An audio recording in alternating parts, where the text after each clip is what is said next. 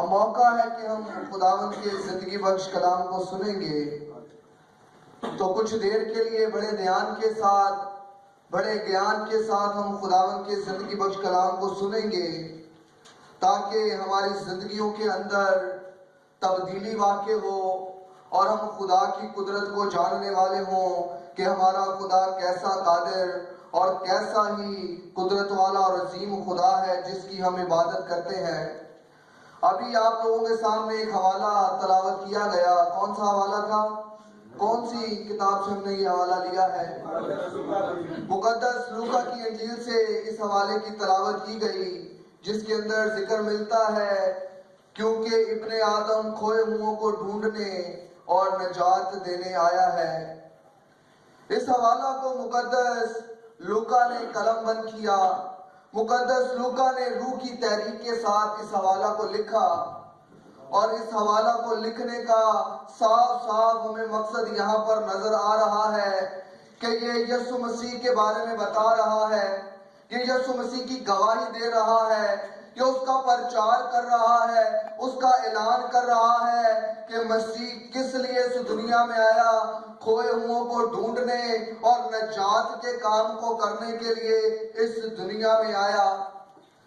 جب ہم مقدس لوکا کی زندگی پر غور کرتے ہیں تو یہ اپنے پیشے کے لحاظ سے طبیب تھا، یہ ڈاکٹر تھا اپنے پیشے کے لحاظ سے۔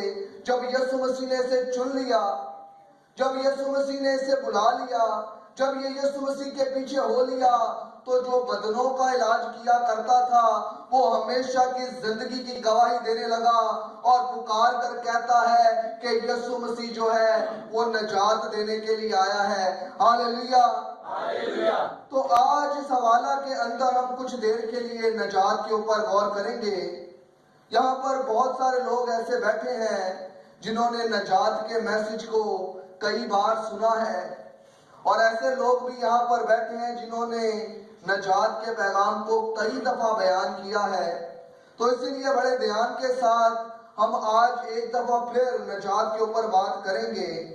جب ہم نجات کی بات کرتے ہیں تو نجات کے لیے یونانی زبان کے اندر جو لفظ استعمال ہوا ہے وہ ہے سوتیریا۔ اسی طرح انگلش زبان میں اس کے لیے لفظ جو استعمال ہوا ہے وہ ہے سلویشن، جس کا مطلب ہے رہائی، چھٹکارا، مخلصی۔ تو آج ہم کس بات پر غور کرنے کو ہیں؟ لیکن جب ہم بات کرتے ہیں بائبل مقدس کے مطابق نجات کی، تو اس کا مطلب ہے گناہوں سے نجات، موت سے نجات، بدروحوں سے نجات، بدروحوں سے چھٹکارا، بیماریوں سے نجات۔ تو آج ہم اس نجات کی بات کریں گے۔ آپ سب جانتے ہیں کہ بائبل مقدس کے اندر جو پہلی کتاب تحریر کی گئی، پیدائش کی کتاب کے اندر ذکر ملتا ہے کہ خدا نے آدم کو اپنی صورت اور شبیہ پر بنایا۔ کس پر بنایا خدا نے آدم کو؟ کس نے یہ حوالہ پڑھا ہے؟ اور اس کے اندر ذکر ملتا ہے کہ خدا نے آدم کو کیا کیا؟ اپنی صورت اور شبیہ پر، جیسا خدا ہے ویسی خوبیاں خدا نے آدم کے اندر رکھی۔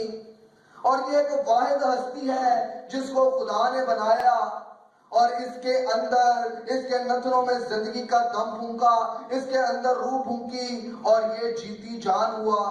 اس کے علاوہ کوئی ایسی ہستی نہیں جس کے اندر روح پھونکی گئی ہو اور وہ جیتی جان ہوا ہو، یا اس طرح کی کریشن ہمیں اور کہیں پر نظر نہیں آتی۔ خدا نے کہا اور چیزیں وجود میں آنا شروع ہو گئیں، پر آدم کے لیے خدا نے ایک الگ طریقہ چنا، ایک الگ کام کیا، اور اس کے اندر اسے الگ بنایا کہ اس کے اندر کیا رکھی جی؟ اس کے اندر روح ڈالی۔ اور یہ خدا کی افضل محبت کا اظہار ہے کہ اس کے اندر روح ڈالی گئی، اور یہ نہ ختم ہونے والی روح ہے۔ یاد رکھیں، روح چاہے خدا کی ہو اور چاہے انسان کی ہو، وہ انسان کی روح جو ہے وہ مخلوق روح ہے، یہ بھی نہ ختم ہونے والی ہے۔ یہاں تو یہ ہمیشہ کی زندگی کے اندر جائے گی۔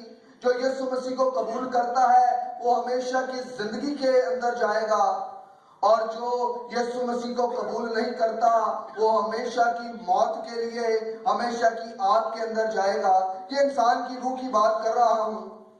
جب خدا نے آدم کو اپنی صورت اور شبیہ پر بنایا تو اسے آرام کی جگہ پر رکھا، اسے کام دیا کہ تو نے اس باغ کی باغبانی اور نگہبانی کرنی ہے، اور ٹھنڈے وقت میں خدا اس سے باتیں کرتا تھا۔ یہ ساری چیزیں آپ نے کئی دفعہ سنی اور اس کے بارے میں آپ نے پڑھا بھی ہے کہ خدا آدم سے آ کر کیا کیا کرتا تھا جی؟ خدا نے اسے پاک بنایا اور خدا اس کے ساتھ آ کر باتیں کیا کرتا تھا، لیکن جیسے ہی اس نے کسی اور کے ساتھ باتیں کرنا شروع کی، کسی اور کے ساتھ اس کی گفتگو ہوئی، اس کی کانورسیشن ہوئی، اس کی بات چیت ہوئی، تو خدا کا کلام جاتا رہا۔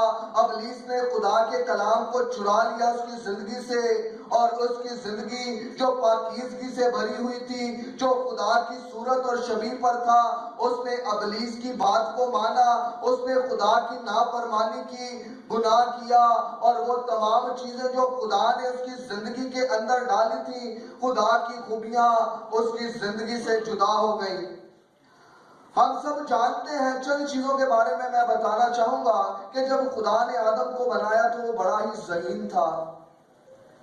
میں ایک شخص سے بات کر رہا تھا، ایک بشپ صاحب سے میری بات ہو رہی تھی، تو وہ بتا رہے تھے کہ جب آدم کو بنایا گیا تو وہ بڑا ہی ذہین تھا، اور بائبل مقدس میں اس بات کو صاف صاف لکھا گیا ہے کہ خدا نے کیا بنایا، تمام چیزوں کو بنا کر پھر آدم کو بنایا، اور جانوروں اور چوپایوں کو بنا کر آدم کے پاس لایا، اور آدم نے ان کے نام رکھے۔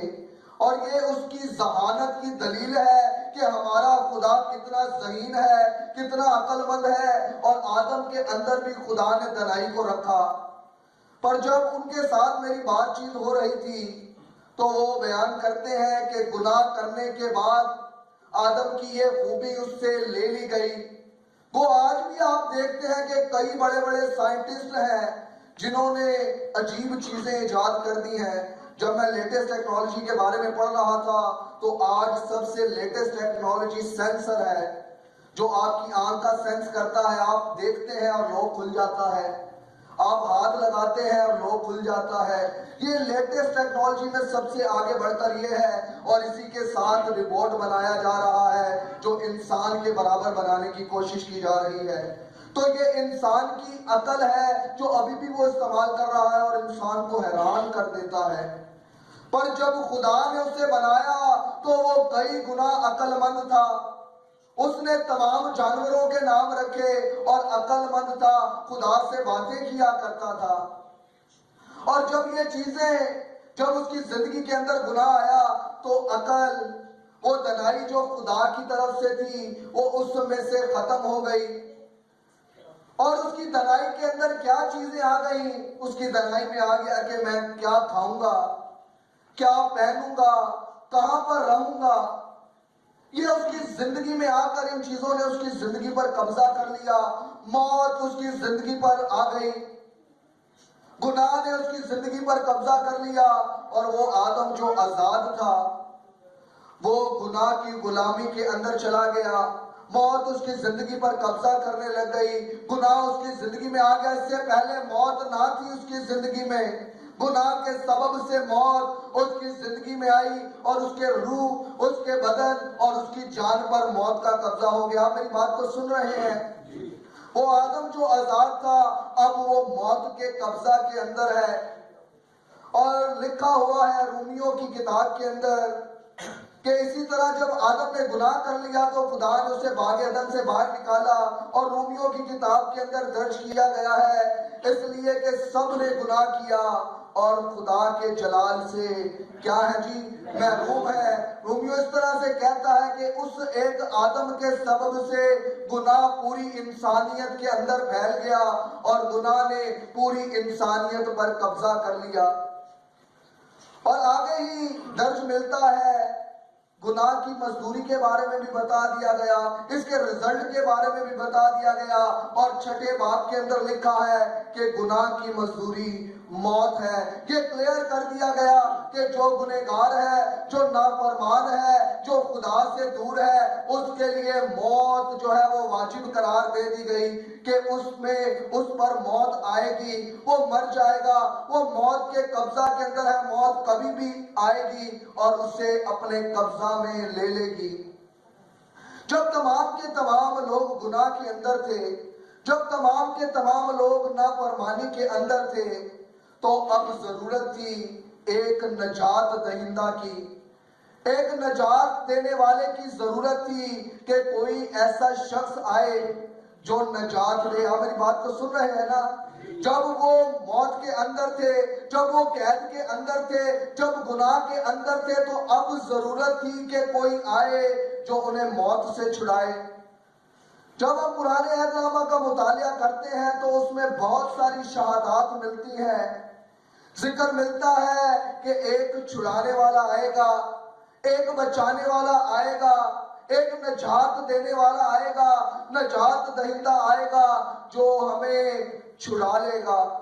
پرانے عہد نامہ کے اندر ہمیں ایک پیشن گوئی ملتی ہے اور لکھا ہے کہ میں تیری اور عورت کے درمیان اور تیری نسل اور عورت کی نسل کے درمیان عداوت ڈالوں گا، وہ تیرے سر کو کچلے گا اور تو اس کی ایڑی پر کاٹے گا۔